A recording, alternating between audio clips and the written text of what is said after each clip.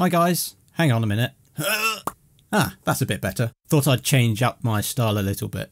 Right, before I get into the design, I wanted to quickly talk about the quality of armour portrayed in TV and film these days. So here is the Netflix version of Geralt of Rivia from The Witcher, portrayed by Henry Cavill. The game version of The Witcher has clothing and armour based on the very end of the Middle Age period and perhaps Renaissance period. I see this as a pretty good reflection from what is from the books. Geralt in the books is rather different from the game adaptation of Geralt. However, it is evident that CD Projekt Red, who created the Witcher games, studied what clothing and armour of that period was like. Now, even at a first glimpse at the Netflix version, I'm personally disappointed at the lack of historical input in the design of the armour and clothing.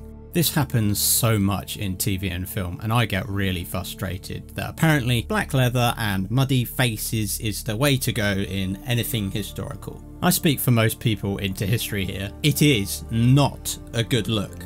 I wonder who it was in the costume department that gave it the big old thumbs up and approved it to go ahead. I'm a bit sick and tired of seeing the same bad interpretation of armour and clothing in historically based films and fantasy films. Proper use of reference and historical analysis is key to developing a good design, because the historical stuff worked and was functional. A good example of a fantasy armour harness based on historical material culture is the Rohan guards from Lord of the Rings. They have a distinct Germanic migration era design with a Scythian or Sarmatian twist, and it works. It looks really good and it's functional. Anyway, rant over, let's get started with my redesign of Geralt of Rivia.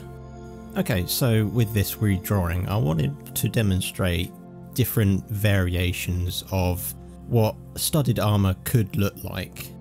In the film industry, studded armour is usually leather with studs literally stapled onto the leather itself, instead of perhaps lamellar armour or brigandine armour or little variations of what historical armour would appear to be. It is studded, but it's not. It's what it is metal plates riveted to a garment of sorts, like leather or silk or a fabric similar to that.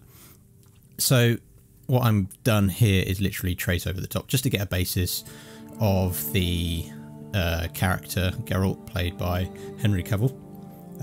So this is not a study, this is a redrawing over the top of what my interpretation of the actual armour itself could be. So I've drawn over the top and now I'm putting on the buckles. Basically what I'm going to design here for his chest piece is a 16th century type brigandine, and I've cut in the waist properly at the right level. This should be at the navel, which is like the belly button kind of measurement, and the cut should be cut in so it's actually hugging his body. I know that Henry Cavill's quite a muscular man, and you can tell that by this. If it was a regular guy, you can tell from the picture that the guy would have been a lot slimmer.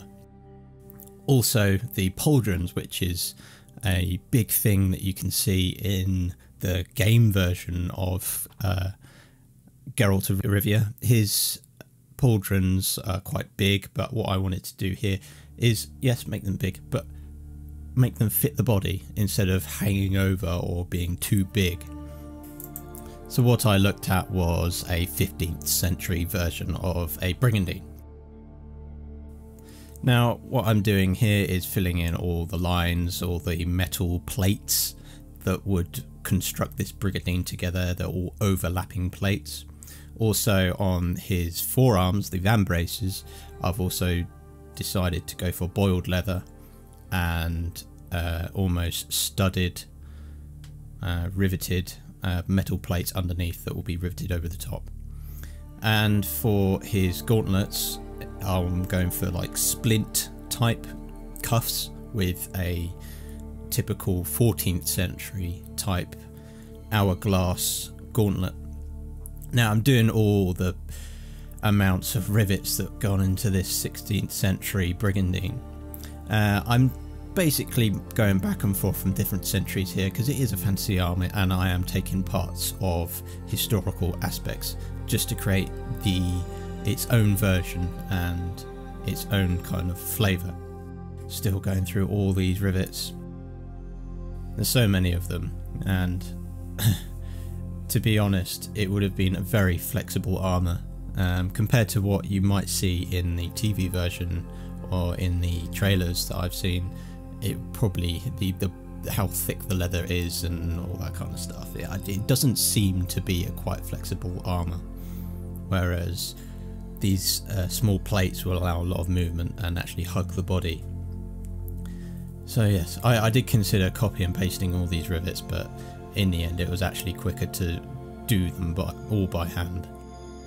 Just going over Geralt's fates a little bit here, and here are the rivets that go into the brigandine type of the pauldrons. Now I'm going over the vambraces, and I'm using a lot of reference here. What I don't seem to see in TV and film is the use of reference. I saw a recent trailer of Geralt, The Witcher TV series, and it does seem that they have actually looked at some 15th century armours. To be honest, they could have done a little bit better in getting the proportions right. That's something that lacks quite a lot. I've done the back scabbard, which is an abomination in all TV series things compared to a lot of historical things. But, you know, it's Witcher, and in the books he had the sword hung on his back. So I'm just doing a quick fill in here. I seem to have done it all. And there we go. There is Geralt of Rivia, my version of it.